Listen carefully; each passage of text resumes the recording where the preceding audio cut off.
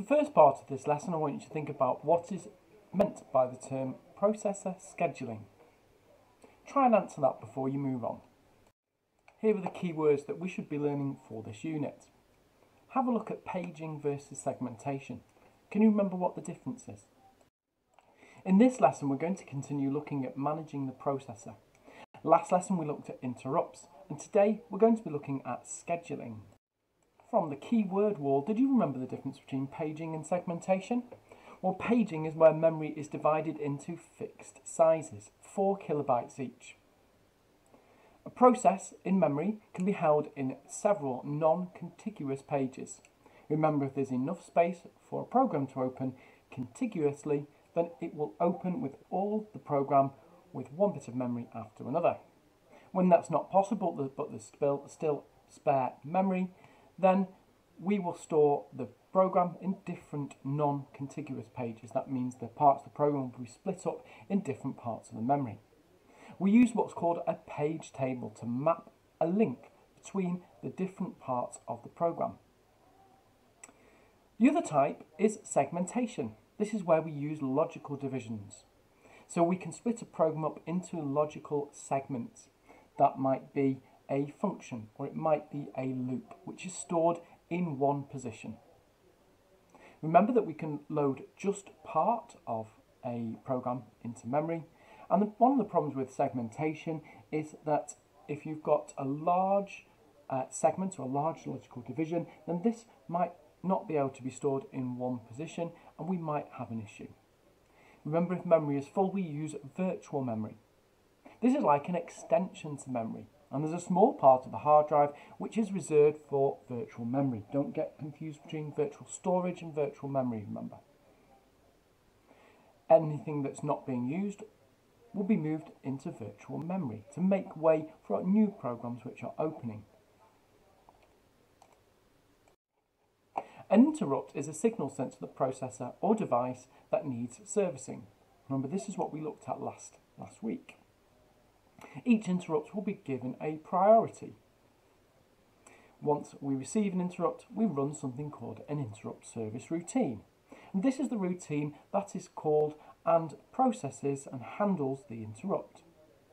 Depends on what kind of interrupt it will be to what service will need to happen. Remember, it will take all of the contents of the different registers and place them in a stack so that our interrupt can run. The process that was running can then be returned back to the CPU to continue its processing.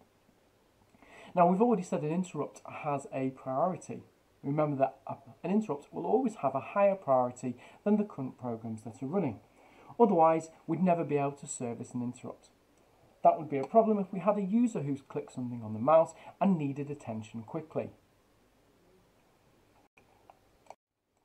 So in today's lesson, we're going to have a think about scheduling.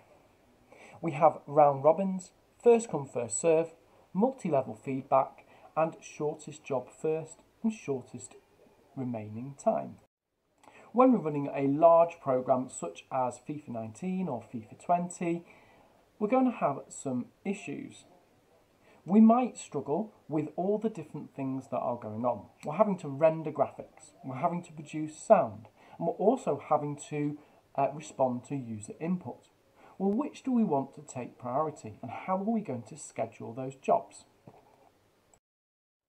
Remember that a CPU with one core can only process one instruction at a time. It might look like it's carrying out several tasks simultaneously by multitasking, but it's not really, and this is where scheduling comes in. It's the operating system's job for actually managing and handling the scheduling of these tasks. We use a data structure called a queue. The operating system can queue up the processes required by the application, so that would be one behind the other behind the other. We used to queues. We might be queuing for something at Alton Towers for a ride, or queuing for a bus. If you arrive first, then you get to go on the ride first. Remember, here's the important part. The scheduler is actually an operating system module, and this decides what to execute first and what to execute next, making sure that processor time is used as efficiently as possible. The purpose of having a scheduler is to maximise throughput of the CPU. We want to be fair on multiple system or multi-system users. We want to provide acceptable response times when we're playing a game. We don't want to be forgetting about the graphics rendering. We want everything to be working together. And we want to ensure that hardware resources are kept as busy as possible. There's no point waiting for a job if there could be another job that's running and needs some processing time in the background. So we really want to process as many jobs as possible in the least amount of time, or the quickest. We want to make sure that jobs are processed fairly and the maximum number of interactive users with fast response times. And this is going to help us to ensure efficient use of the processor.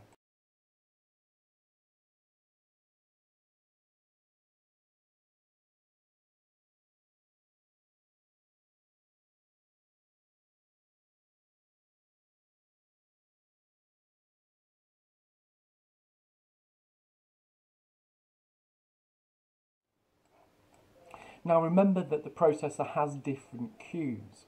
A queue, remember, if we're lining up for a ride at Alton Towers, the first person in the queue will be the first person to go on the ride. Now we have two queues, a ready queue and a waiting queue. The ready queue is where processors are going to go when they're ready and need time in the CPU. The waiting queue is a queue for any processors which are waiting on a user input or an interrupt. Now, as you can see at the moment, we have process A running in the CPU. It's been given an allocated amount of time, we'll call that 10 seconds at the moment. It's going to keep executing until it has finished. Now, you can see a new process called C10, which is going to want time as well. Now, there's three options really here. Process A could finish processing in the time it's been allotted. That would mean it would be removed from the CPU. The second option is that process A doesn't have enough time to complete processing. It keeps processing in its allotted time. It then moves to the ready queue, where C would be waiting to replace it in the CPU. And they would keep moving back onto the ready queue until that process has been completed. Now, the third option.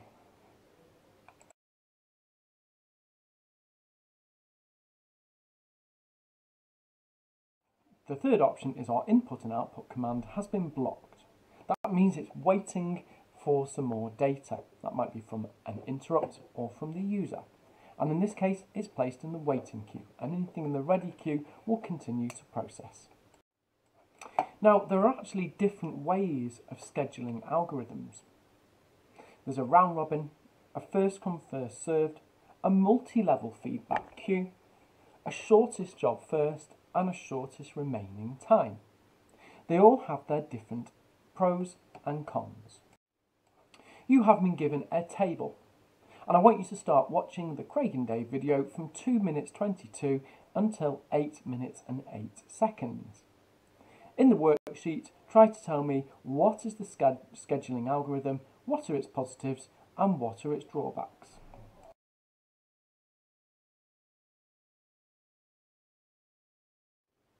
In summary, the processor scheduling is with many applications running the operating system, processes the amount of time and schedules how much time it wants to give each process.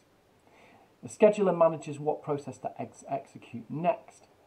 And we know the purpose of a scheduler is to maximise throughput, to be fair, to provide acceptable response times, to ensure hardware resources are kept as busy as possible, process as many jobs as possible in the least amount of time, and ensure jobs are processed fairly. We want to maximise the number of interactive users with fast response times and help ensure the use of resources and processor time. So there are lots of different ways that hopefully you've picked up on the different types of scheduling. The first one, which we very much looked at earlier, was a first in, first out. Each process is given a limited amount of time, sometimes we call a time slice. If it's not completed, it's moved back to the ready queue, and the CPU moves on to the next process. As the next process runs out of time, that too goes to the back of the queue. This provides us with a reasonable response time to all users. The second one is the first come, first served. So think about this as in a queue. It's exactly what it says. The first person or first job to come in is the one that is run first, but there's no priorities. Think of going into a hospital. If you ran everybody, the first person who arrived, gets seen first, then you might have somebody critically ill coming in afterwards. In that case, you might end up looking at somebody with a broken arm over somebody who's had a stroke. This is not particularly good because it wastes our processor time. We have a multi-level feedback queue. We're going to have a little bit more of a look at a multi-level feedback queue shortly. It can give different preferences to short jobs.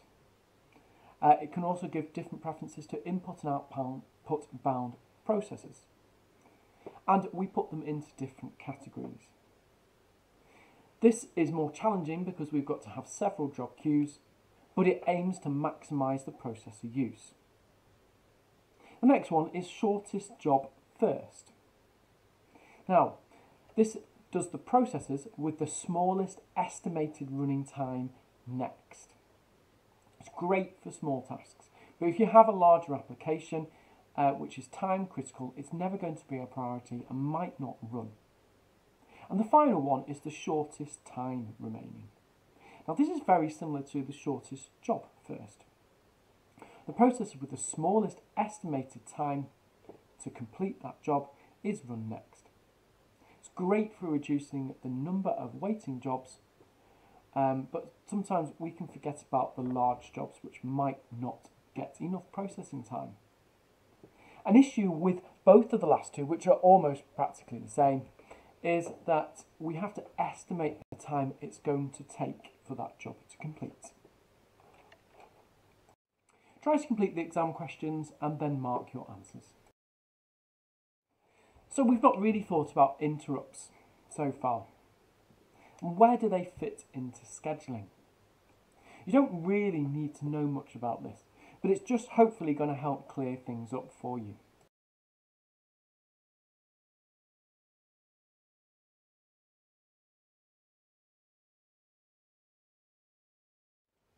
Now we've talked about multi-level feedback queues.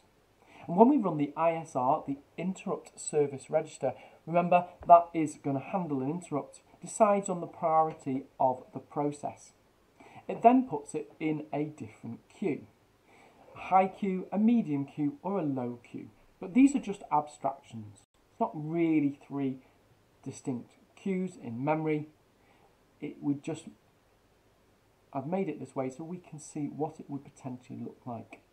We still have our waiting queue, but each job would come along and it would complete the jobs from the high ready queue first before the medium ready queue and then the low queue.